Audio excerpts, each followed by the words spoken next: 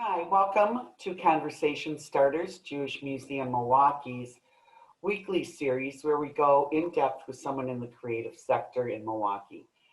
I'm Patty Sherman Sisler, Executive Director of the Jewish Museum Milwaukee, and today I am thrilled to welcome Amy Ferrante-Gollwitzer, a well-known chef and entrepreneur, and who's been serving amazing food for over 4 decades.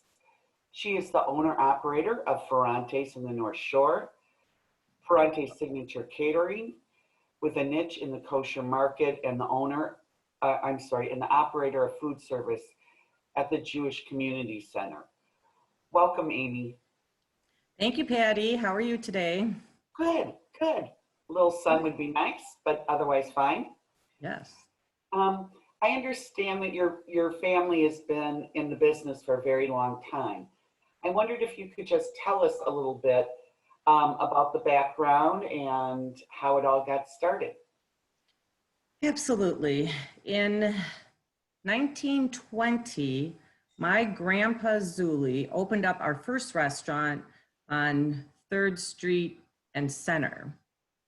And my grandma was 10 years old then, and she would help her parents work at the grocery store while she was going to school. So that was in the 20s. And then 1937, my grandma Zuli married my grandpa Ferrante. So now it's Grandma and Grandpa Ferrante. And they helped my grandpa Zuli open up what he called then he had a grocery store after the restaurant. Part of the restaurant was a grocery store. And when the veterans came back from the war, my grandpa gave them ice cream carts to help support their families. So they would put the ice cream novelties in and they would push their Marine veteran ice cream carts around the city.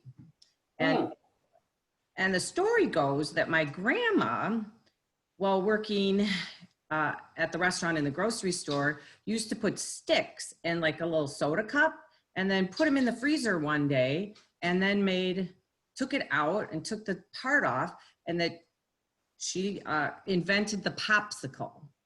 That's how the story goes. And then somewhere along the line, when the Marine veteran ice cream carts were out in the street, and then another larger ice cream company came along and they bought the carts, changed everything around, and then they took over the invention of the popsicle. That's fascinating. And we always wonder how we could actually look that up to see, did my grandma really invent the popsicle? Yeah, that's important stuff. With soda and a cup and a stick. Perfect. Almost like a push-up.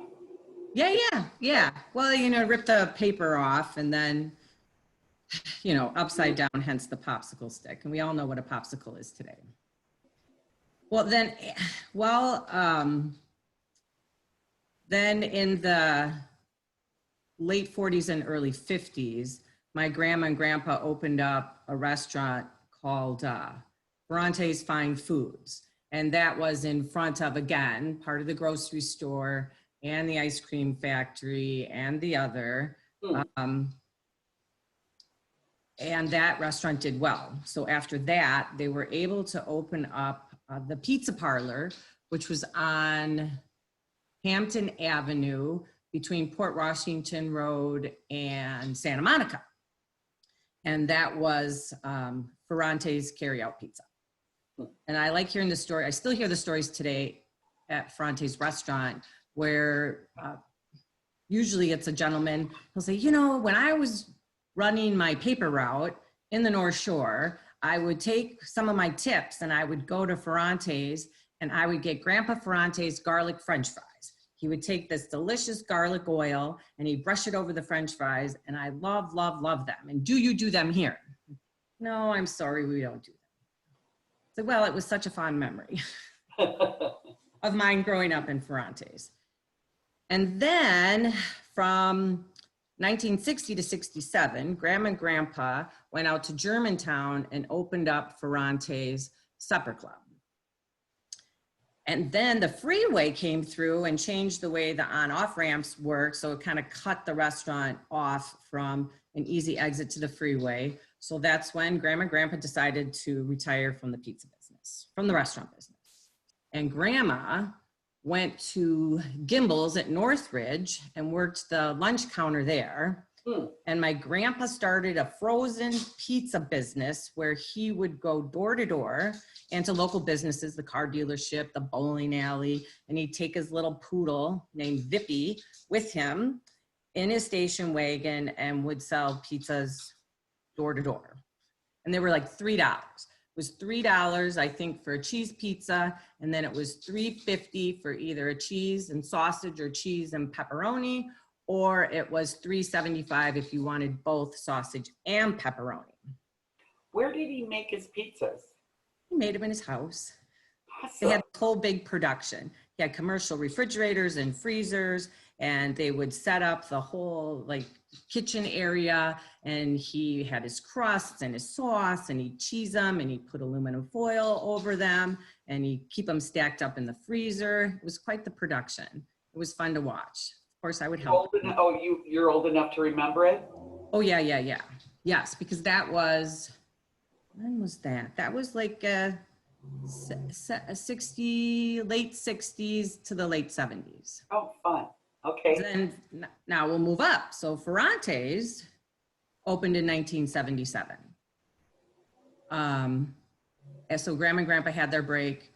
Now they had 2 children, my mother, Lisa, my uncle Bob, and they helped Lisa and Bob open up what's Ferrante's today on Port Washington and Donges Bay Road.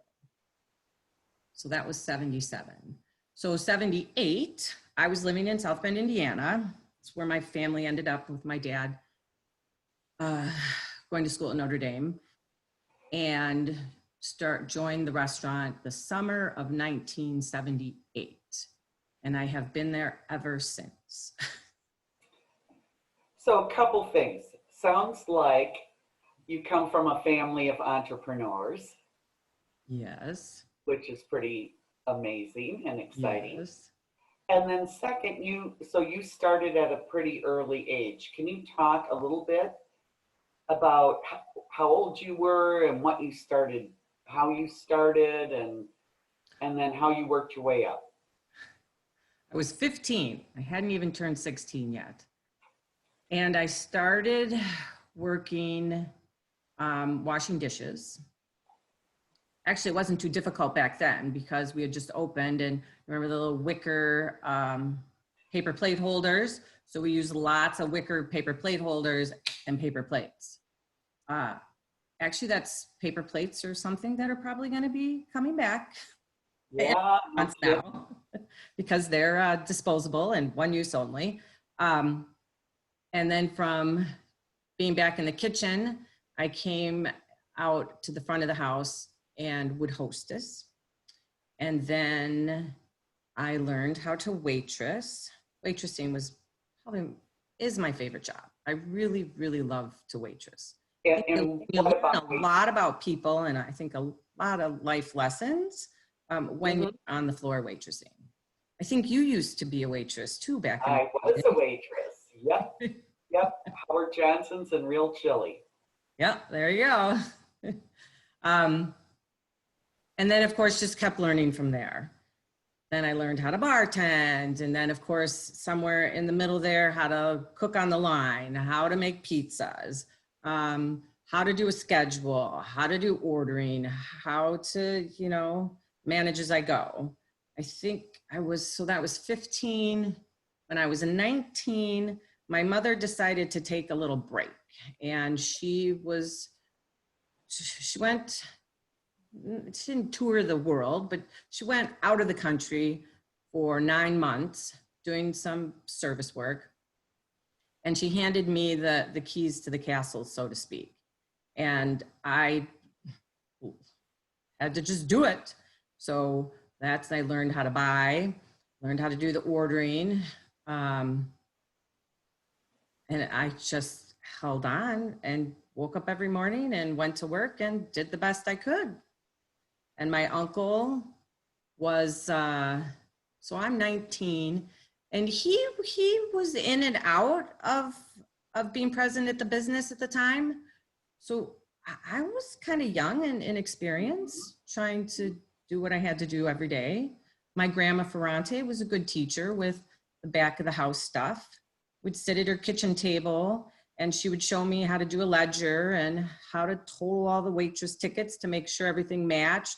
How to put a check in the old, I still have that here. It's in my basement here, and it, it raises the letters and it prints out the Ferrantes on it. And that's how I learned that part of the business, how to do payroll. That's come a long way to what computers do now and how we take care of all of that. I was the one that computerized Ferrantes to be able to put the little checks in the printer and be able to print off vendor checks like that instead of handwriting all the addresses and putting them in the envelopes. Yeah, all the window envelopes and yep. Yes. I don't think before window envelopes, we used to have stickers. Like it was super cool. Well, actually my grandma would handwrite out like stickers on a sheet ahead of time. Mm-hmm. Oh, no. She had a box. She would, like in her spare time, she would put all the vendors' names on the envelopes, have them alphabetical, in alphabetical order. So like she would go to Price Steak and there'd be like 10 Price Steak envelopes. So she could just put the check in and do it that way, that she didn't have to handwrite out every single time. Yeah. I don't think people understand, who aren't in the restaurant business, how much it takes on the back end to keep the business running. Oh, absolutely. From charge card processing rates to insurance to buying to vendors to HR to having clean linens, uniforms, inventory. It's a lot. It's fun. It's never a dull moment. It's one thing about this business. There's just when you think you've heard or saw it all or done it all, you get to learn or do something new. Keeps us young. It certainly does. So do you have a first memory of the business that you'd like to share? I was giving that some thought, and I do remember being, probably 5 or 6. And I was at the Germantown Supper Club. And that was like, it was fancy, it was old supper club. And it was Italian, of course, and steaks. And I do have an old menu, and there's lobster on it and all kinds of things that we don't even think about serving now. And I remember my dad picking me up and putting me on the counter where the big cash register was. And this really nice man came up to pay. And then they showed me how to push the buttons on the cash register. And then it went ding and the drawer came out. And the guy gave me probably not even a quarter, probably a nickel. And he gave me the nickel and said, "Oh, thank you so much for helping bring me out." That's It was so sweet. So that was my first recollection of. And then maybe a sad recollection is that with my dad's parents and my mom's parents being Grandma and Grandpa Ferrante, we never saw them on holidays because they always, "Oh, you have someone sneaking up on you." Yes, that would be my cat. Yeah. I have 3 dogs at home and they have been quiet so far, but I bet they end up barking before we're done with this. But Grandma and Grandpa, we never saw Grandma and Grandpa Ferrante on holidays. Never, ever, ever. They were always working. They were always working. Always working. Yeah. So can you tell us a little bit about when you decided to branch out from the restaurant? Well, first of all, when did you take over the restaurant on your own? And then a little bit about how you went into the catering business. So in 1990, my mom decided that she wanted to move to Arizona. So she and her husband made a decision to do that. So I started buying my mother's half of the restaurant out at that time. And then in 1999, my uncle decided that he wanted to retire. And actually, he wanted to go to California. So at that time, I started also buying his portion of the restaurant out. So now we zoom ahead, and I've finished with both of those obligations. In 1997, a friend and myself opened up together the old Grafton Hotel in Grafton. So it used to be the Grafton Hotel and the Port Washington Hotel. They were fine dining, supper club restaurants back in the day. The building had been empty. We took it over in December of 1997, called it Ferrante's Grafton Hotel.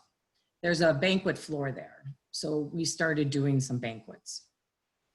And learning how to do the banquets, we then were asked to do offsite catering. So took that lesson on how to put a banquet together, just as we would to put an offsite catering job together. Our very first large event, so we were doing small offsite catering events, was actually a bat mitzvah at Congregation Shalom, and it was in 2000, and it was 175 people, sit down. It was a daytime service. So 10 a.m. service, they came out, we had this beautiful fruit display and all these like kind of a grab and go, as we would call it now, in the foyer. They left, they came back and did sit down service. And we have never done that. I remember spending hours upon hours and months with pads of paper with lists and floor plans and to-dos and timing, and it just took so much. It was so stressful. I would think about it and think about it some more and some more and some more. You know, now you can ask me to put, you know, like if you were to say, Amy, I want to serve 300 people tomorrow at 4 o'clock. I go, absolutely not a problem. And we, not myself, myself and all the wonderful people that work for me would be able to go, okay, and we would do that for you. Remembering how much time I spent on that very first event to what it takes to do an event now, it's actually amazing. And I also want to finish that first experience story with Congregation Shalom. That bat mitzvah, we're catering that young woman's wedding in August of 2021 at Congregation Shalom. So I catered her bat mitzvah as my very first big event, and now I get the honor and privilege to cater her wedding. So I'm excited about that. And it happens to fall on my 27th wedding anniversary with my husband. So that is even that much more special. Nice. So your first catering experience, one was sit down, and was it also kosher? Was that your first experience? No, because Congregation is Shalom, does not. Oh, okay. Right. So the Reformed synagogue there's rules that we need to follow, but it was not kosher. So the first kosher event that I did was 2 years later at ASKT, and for a girlfriend, and it was her daughter's bat mitzvah. And we went, and that was 200 people, a traditional Kiddush lunch.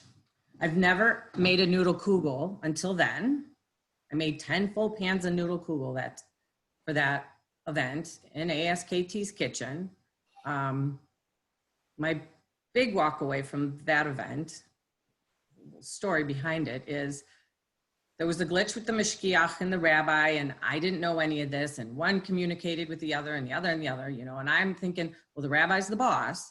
Well, for this event, it was like the mashgiach was the boss, and we had this little thing with the noodles, and in the end, everything worked out, and it was a beautiful event.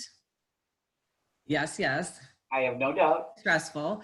And apparently I didn't mind the experience, because then I went on to do 2 more kosher events after that. But it was the tuna and the egg salad. Okay. I'll always remember the tuna and the egg salad from that event as well.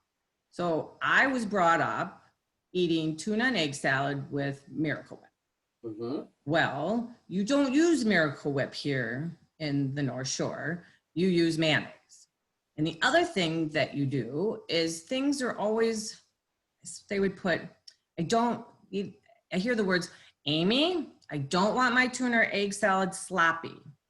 Amy, could you please make sure that the tuna and the egg salad are on the dry side? Can't be too sloppy and it's got to be dry, but it needs to have a lot of flavor.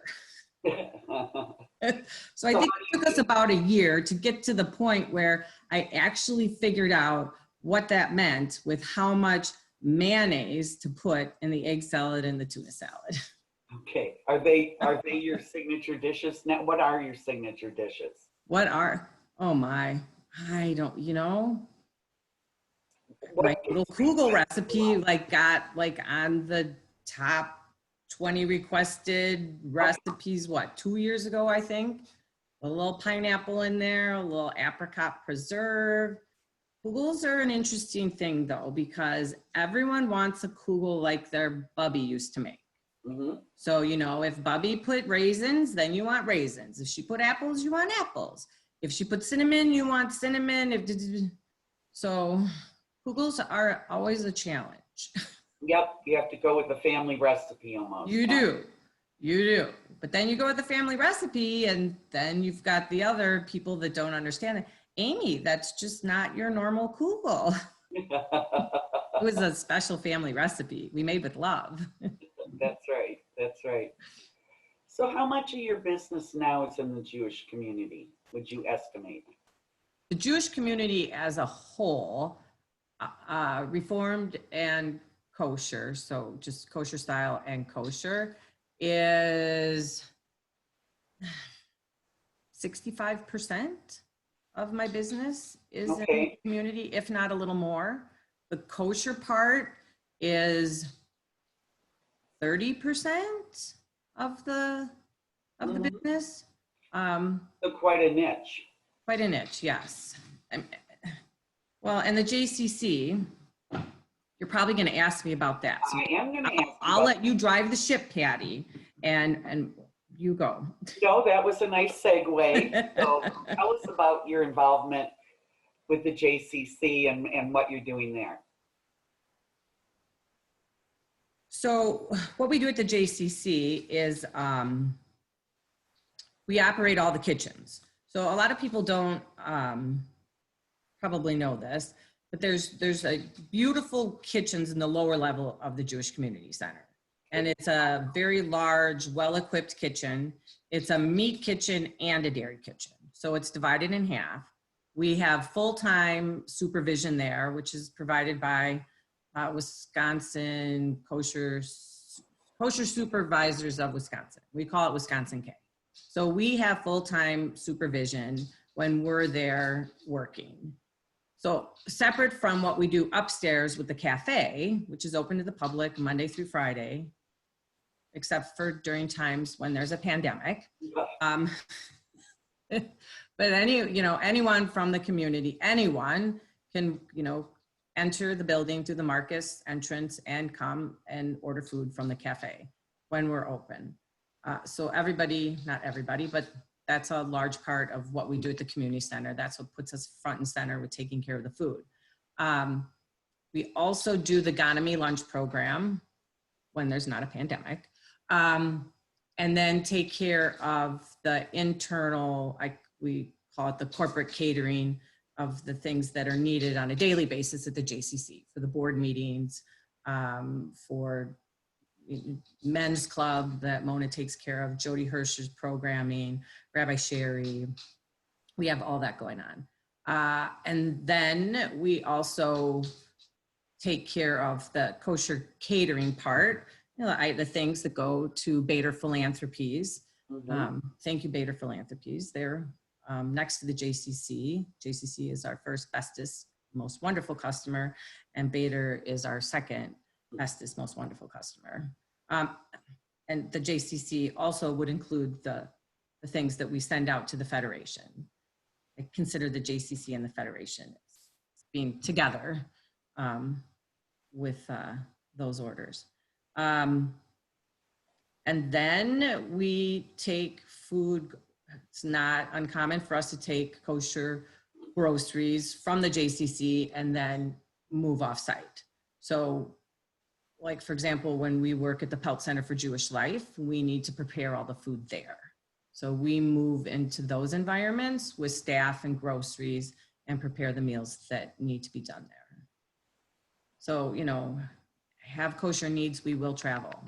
Yep. So you've had to learn a lot about the regulations for the different. Yes, everyone is a little different. Like, you know, if you name a rabbi, I can tell you, or congregation, what they need. Does it have to be glatt? Is it shor habor? If it's dairy, does it have to be OUD? Does it need to be halav Israel?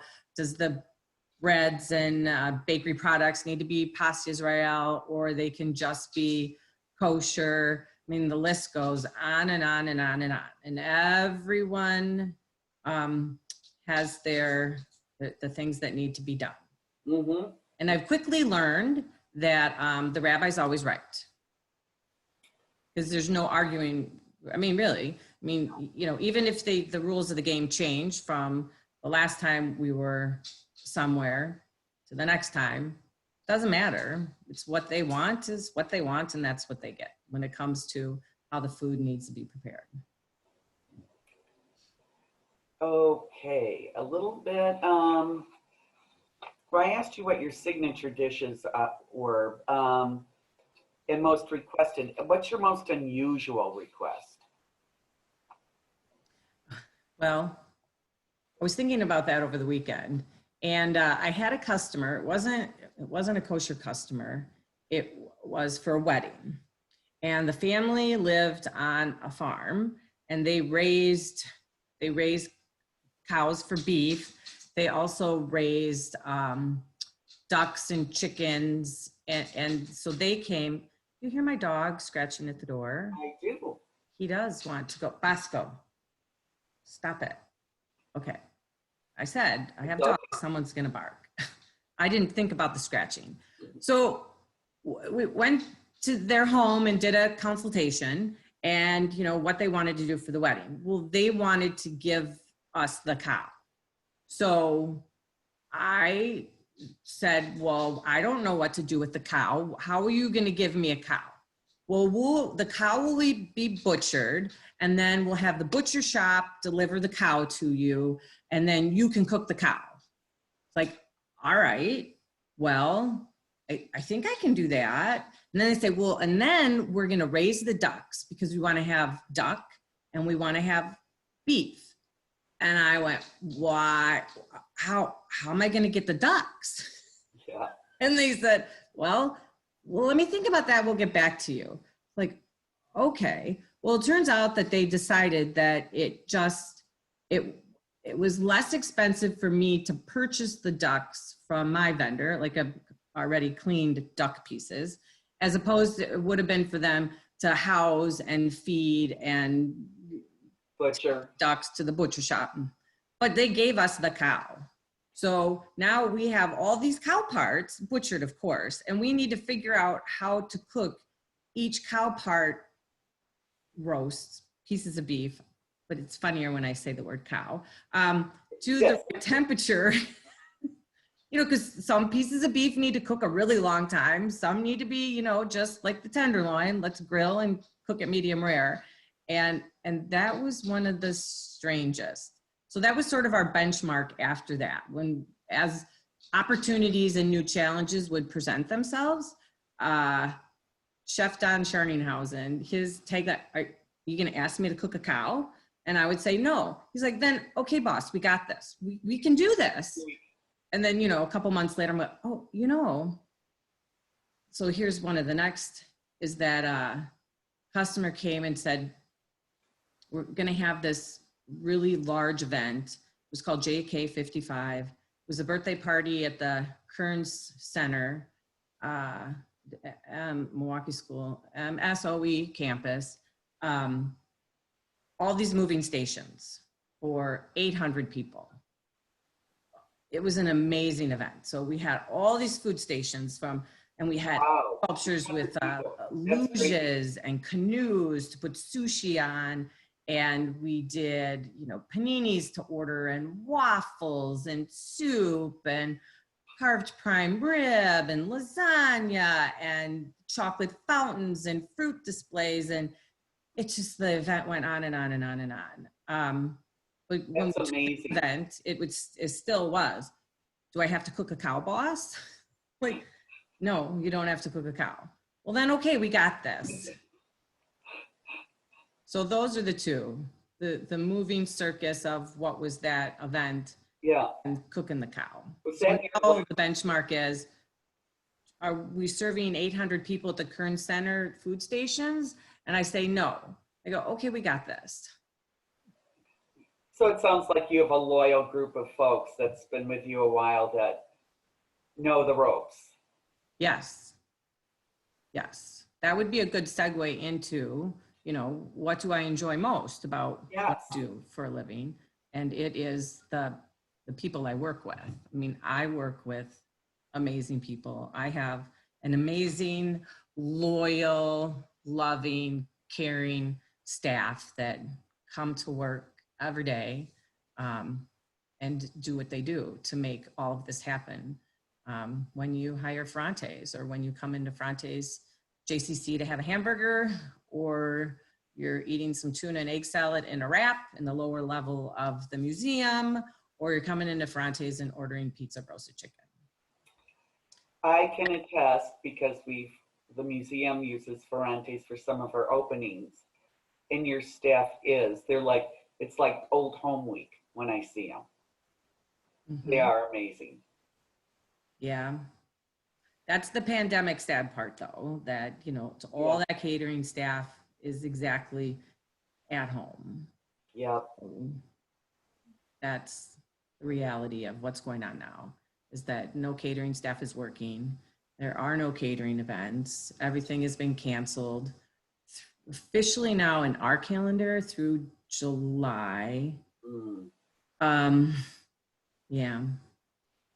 Yeah, I mean, that was going to be one of my questions. Yeah. The pandemic affecting the catering business, and obviously the JCC is not serving food right now in the restaurant. Can you talk a little bit about that?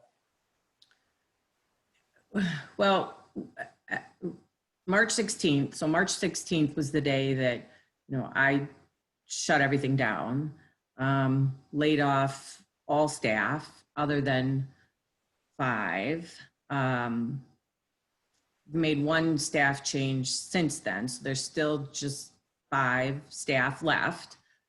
When you add in all the part-time catering staff, we were a regular staff of about 75. So to go from 75 to 5 is a big number. The JCC we did, that was actually our first go at curbside.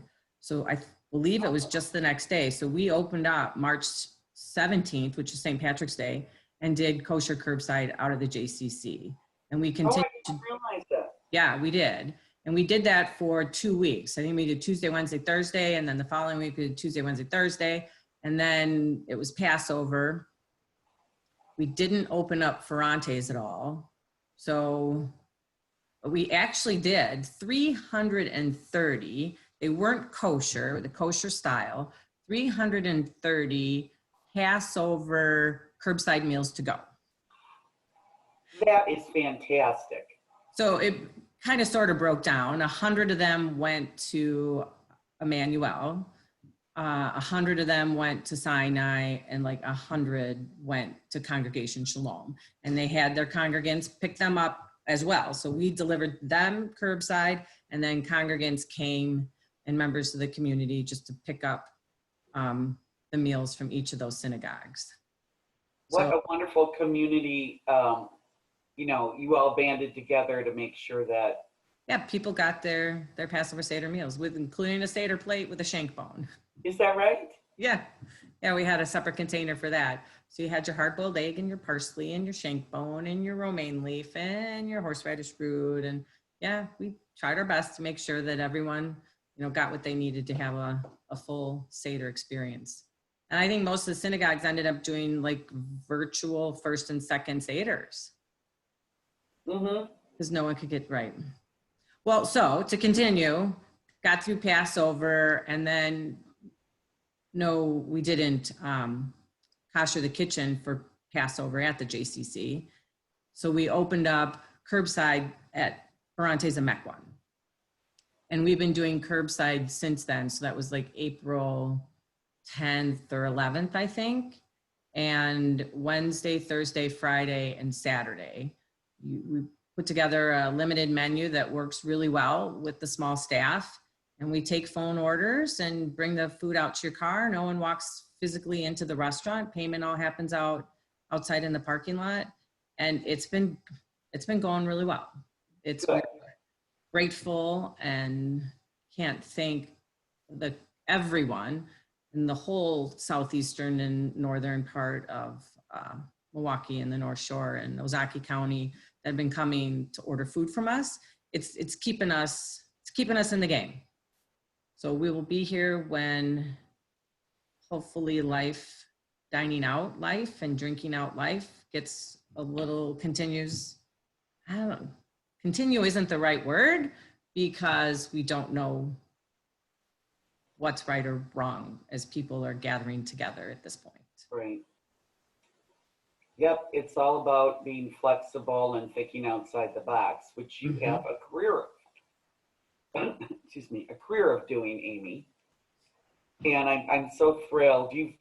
I've been to Ferrante's many times, and it's a lovely, just like you and your catering staff, lovely place. So I'm not surprised that people are patronizing you. Thank you. One thing I wanted to ask you, when you were, before the pandemic and everything, you were doing the catering and the JCC and Ferrante's, how do you keep all those irons in the fire, and when do you sleep? I go to bed late these days. I don't know why. It used to be like, go to bed early, get up early. It's kind of switched a little bit. That's an easy answer. It's my staff. Angie, and most all of the people that are going to watch this video, I'm sure have heard me say Angie's name or know of Angie because they've worked with her through the JCC. So Angie runs and is in charge of all that's Ferrante's at the JCC. So which includes the cafe, the lunch program, kosher catering, anything that happens there, it's Angie. And then we have Chef Paul, who is the catering chef. So he oversees what goes on with all of Ferrante Signature Catering. And then I have Angel, who runs the day-to-day operations, the kitchen.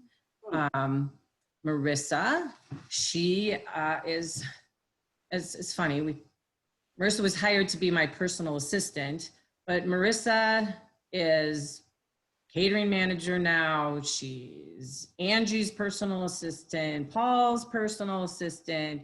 She does anything that's asked of her. She runs errands, she does event sheets, she coordinates on site. And then I've got everybody that has come into Ferrante's and walks through the bar. They all know Billy. So you got Billy at the bar, and then we got Terry in the dining room. She is the one that cracks the whip with the hostesses and the wait staff there. And my wonderful husband, I think he's caulking some lighting things around the restaurant today. He loves walking in and just hanging out and doing dishes for a couple hours. That has changed. He makes all the pizzas now. He's the pizza cook. Okay. So he does a lot. Well, that's fantastic. So I have, a great support system. Anything you want to share that we haven't covered? We talk about my wonderful customers. Let's do that. Okay. They're all wonderful. Well, you know, I Yeah, like come to on. say, I'd like to say one of these days I'm going to write a book. And those those that made my life maybe a little more challenging, I won't change their names. And those that did, I would. No, that's just being funny. They're supportive, they're loyal, they're loving, they're wonderful. They're, yeah, Oh, I know. they're gonna get to see you on this, and Yes, hopefully, in the not too near future, you can welcome them all back. yes, with great big hugs. Yep. That's another pandemic. One of the things, one of the terrible things with the now COVID-19 pandemic. No one can hug, no handshaking, no hugs, no, you know, let's Just do a lots toe of kick this. and a little, yeah. That's it. That's it. Yeah. But one day soon, hopefully, we'll all be able to hold hands and hug again. Well, I'm with you on that one. Amy, thank you so much for joining us today. I know you're busy, and we appreciate the time you took. My pleasure. Good luck, short term and long term, and Thank you. until we can meet again. Thanks so much, Amy. Yes.